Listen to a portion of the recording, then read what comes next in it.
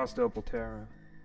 That's you. This card number 2, them. You could also look at it since you read Magician, Priestess, Empress. What's that energy created between the two of you? What's that energy between the two of you going to be about? I don't know. And then card number 4, the material result. What happens? Let us now see what the story is. Starting with you, Lost Opal. Look who's back. Well, for a fellow tarot reader, I will start this here. Welcome to the Tree of Life. This is the universe in perfect harmony. If it's not that, then it could also just be Pamela's artwork saying something about the deepest family connections available to you, the most nurturing ones. Or it could be moving 3 steps away from that towards just having a general quotation marks relationship to the idea of family. As we sit here in the most family-oriented holiday on bleeping Earth next to Christmas, Thanksgiving, it's like Thanksgiving Eve. Maybe this is just you sitting here at Grandma's house going like, Jesus Christ, we're doing it again. What about them? Oh, shut up. Lost. Isn't that sweet? I'm not going to say a word past the obvious here. It's Pamela's 2 of Cups. It's everybody's favorite little love card. Now, is this hot, passionate love that's in full flame? No. It's that number 2. It's just beginning. There it is. Even number. Great. Stability, we love that. What about that 3rd card? What about that Empress 3? What is the energy created between the 2 of you? Sweet Lost Opal. Let's find out. Let's find out together. I'm not going to cheat. Well, that's interesting. That 2 becomes a 4, and that 10 comes down to 4.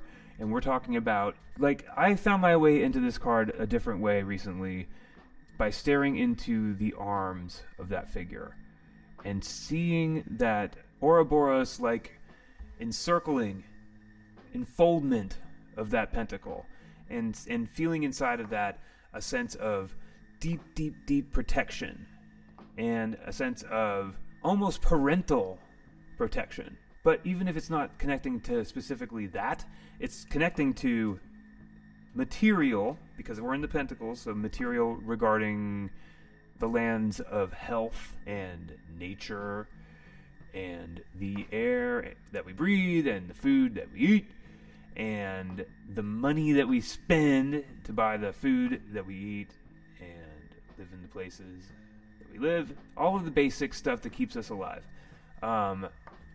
is here represented in the number 4, basic 4-legged table of foundational energy in play. And again, I am just magnetizing that middle part there, where you see something potentially warm and maybe even loving happening inside of that.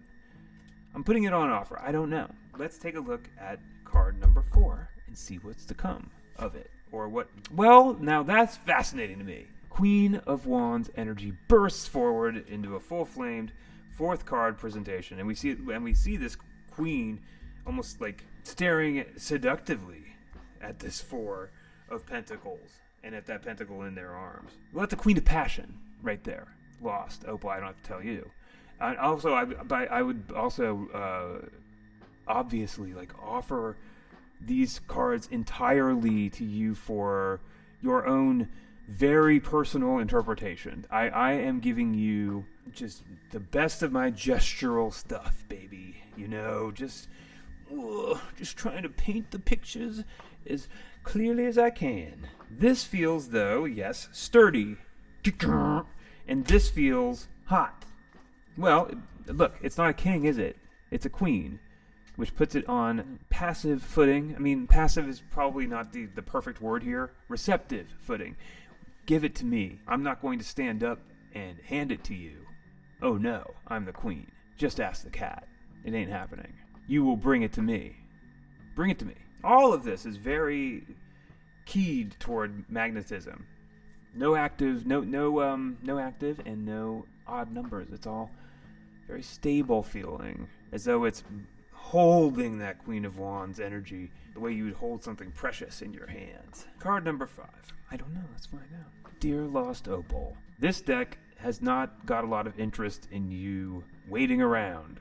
Here you're being beckoned towards the great spiral of life.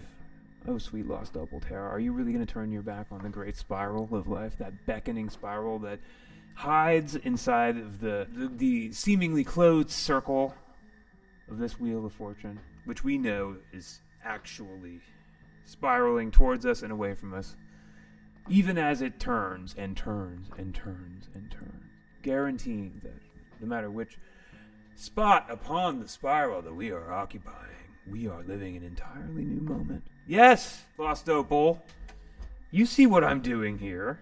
Oh, I love this card. This is the first card that I ever understood in the deck, and I understood it on that axis of are you trapped inside the circle or are you free?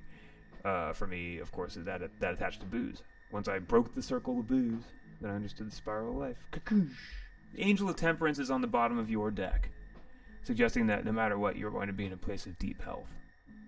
Oh, are you talking about booze? Congratulations. I'm glad to hear that. I'm not sober, but I'm over 3 years of not drinking, I guess. I don't remember. It doesn't fucking matter. There's no chance. There's no chance I'm going back to the booze. Ugh. I had a fucking beer in my refrigerator for the turkey brining that I'm doing. And just even having it there, it wasn't like it was, I'm so tempted by it. No, it was just like, it gave me the creeps. It was like, ugh, remember when you had to have that crap every single bleeping day? It sucked.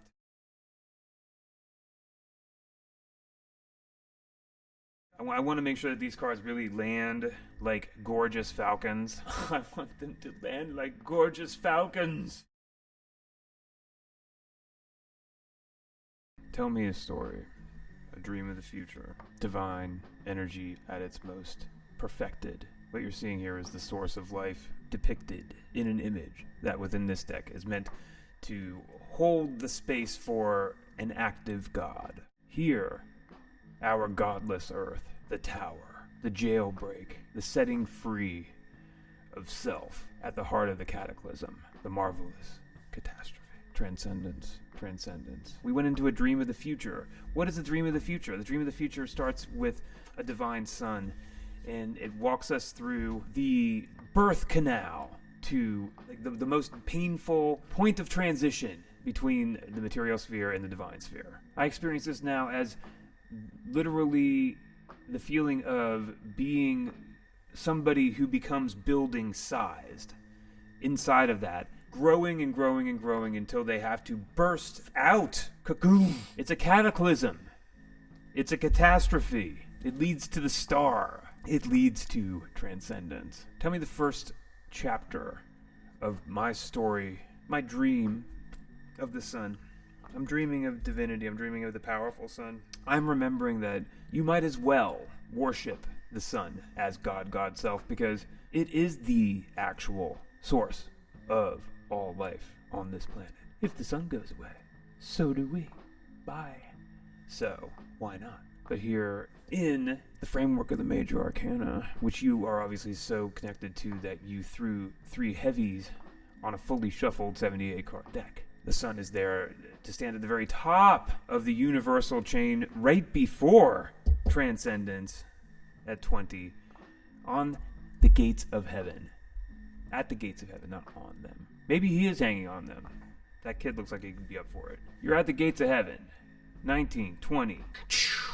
Anyway, the first part of this tale of the sun, this dream of the sun, is Mother Earth connecting to the material realm. Suddenly we see a mother, first of all. Hello. And an Earth Mother. A dream of a tower. 8 cups fall. I see the 8 cups leading into the 9 cups. I see walking away from the known emotional, ... into the unknown, the mysterious, the powerful, and the hermetic. What about this dream of transcendence? A powerful Ace of Wands. It's the inseminating force of the universe self.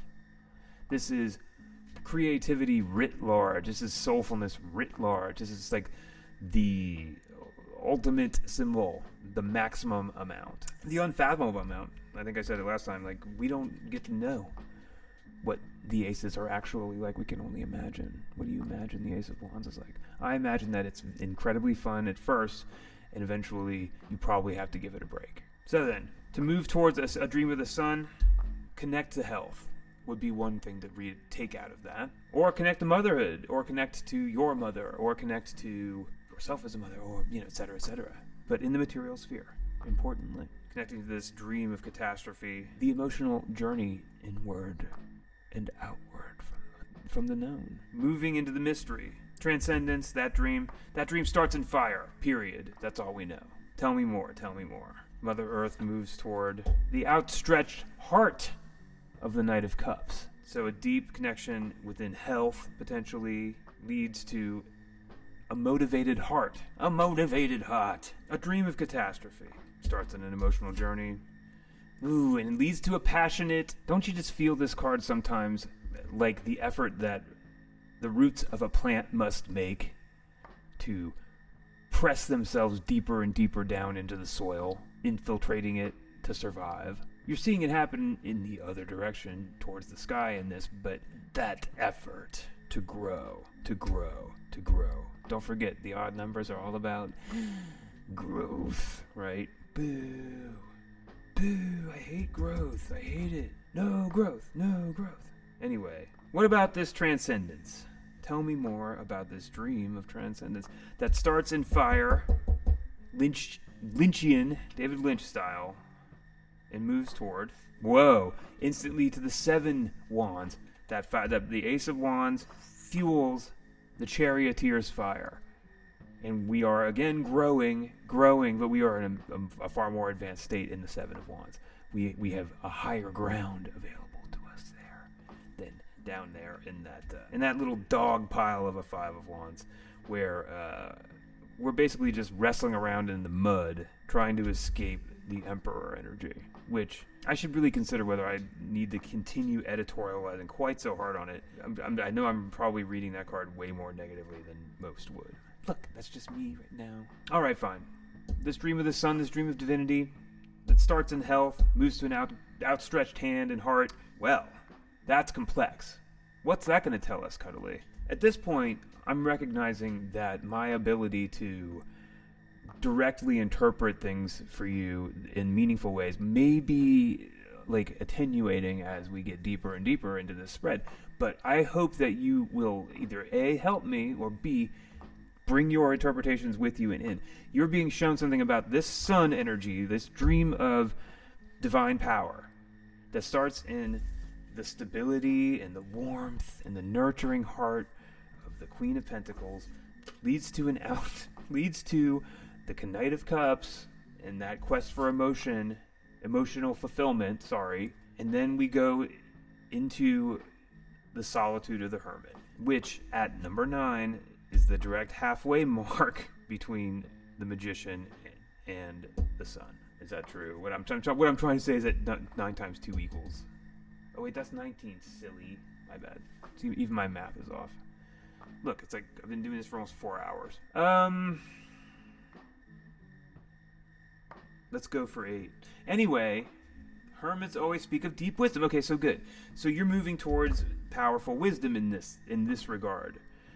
And that divinity then is reflected in the lantern of that hermit. And that gray background is speaking to a deep connection to the divine that's communicative, where learning is happening. All great. Okay, what about this dream?